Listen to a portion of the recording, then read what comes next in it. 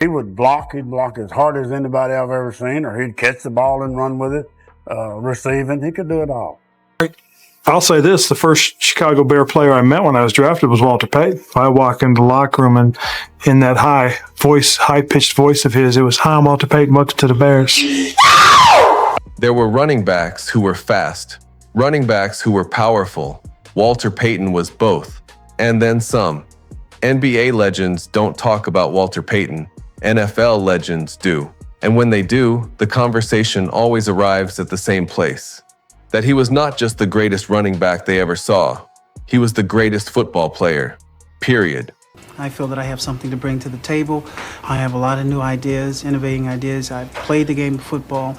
I know what the players are thinking. I've been there for 13 years, and that's my approach. As far as financing, the financing is there. It's no problem with that either.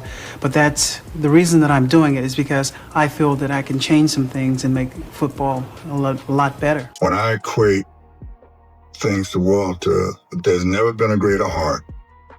And I love heart. I love people with heart. Walter had the heart of a lion. I mean, he's unbelievable. He had great acceleration. He had great balance, acrobatic balance.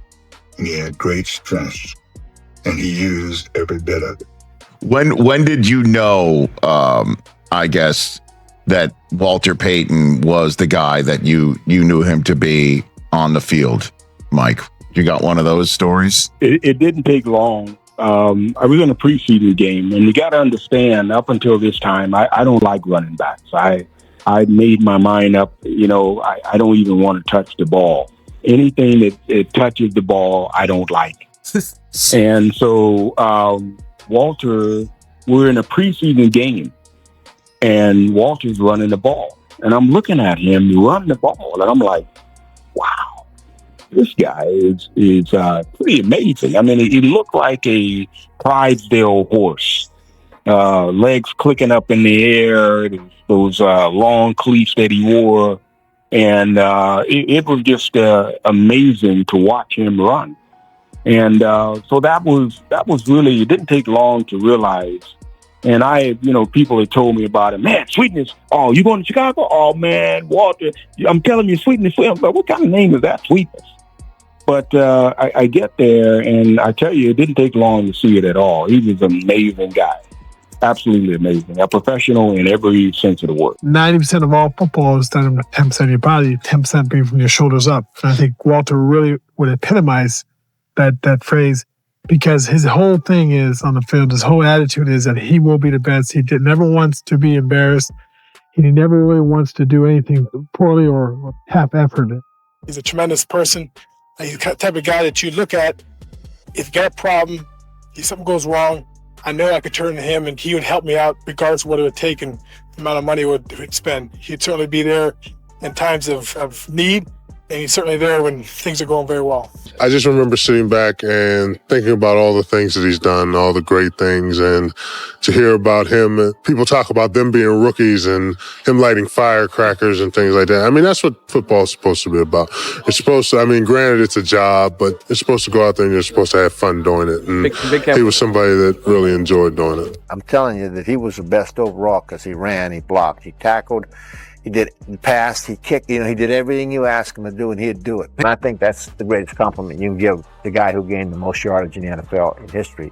That's the greatest compliment. He was probably as good a blocker as I've ever seen. And I thought Walter checked the inside, then he came back out. That play would have never happened if Walter wouldn't have came off and made that block. McMahon would have got murdered.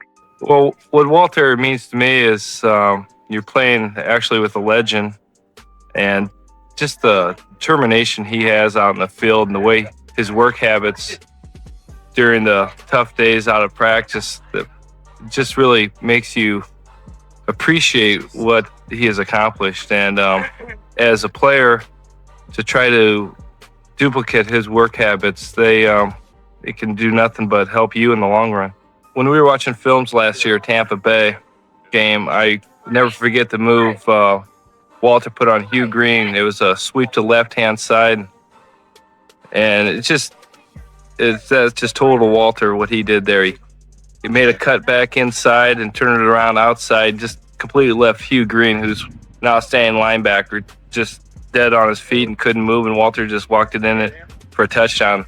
Plays like that, you just sit back in amazement, and just it's unbelievable that a guy after 10 or 11 years can still be making moves like that. He brought a great leadership, a great unspoken leadership most of the time. He led by example, in which a lot of us would want to lead our lives by example, not just the hurrah, hurrah, but lead by example on and off the field. And he was just an incredible guy. He was someone that I called a friend and that I spoke to and I looked up to a great deal when I came here, and even just recently this year. And we had some great times together, and the memories are just amazing. I do think he's the most complete back that I've ever seen. Taught himself how to be a really good receiver. He wasn't when he came into the league, but he got better at it. Payton over the shoulder, catch, save for the touch.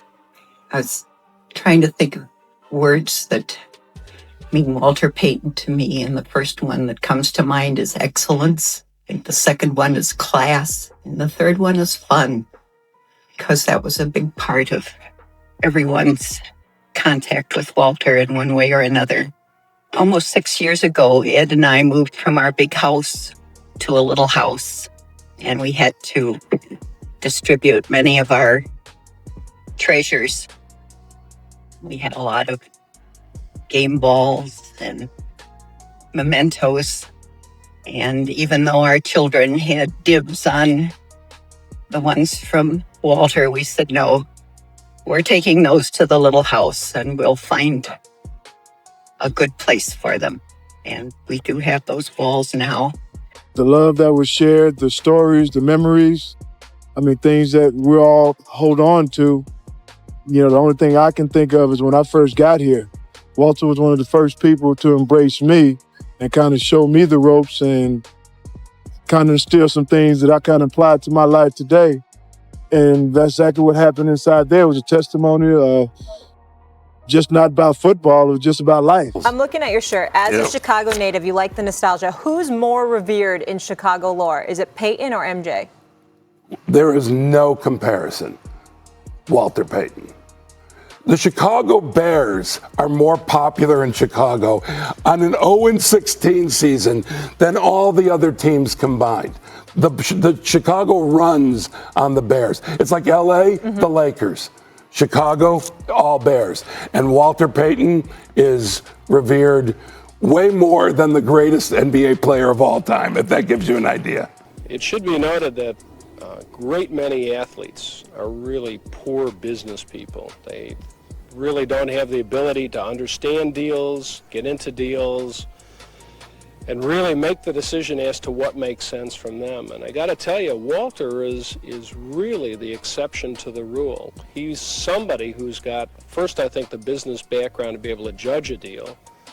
And two, maybe more important than that, he's got a great gut reaction to whether a deal makes sense or doesn't make sense. Walter was an inspiration to me personally.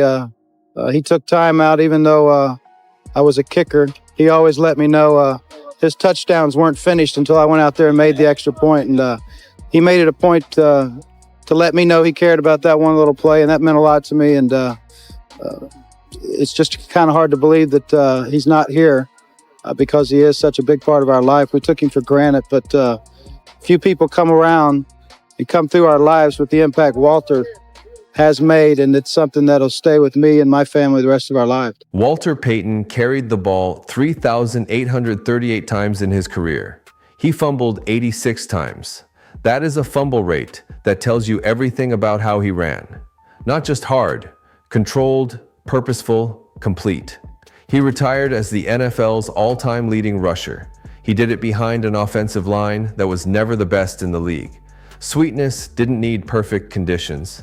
He created excellence in whatever conditions existed.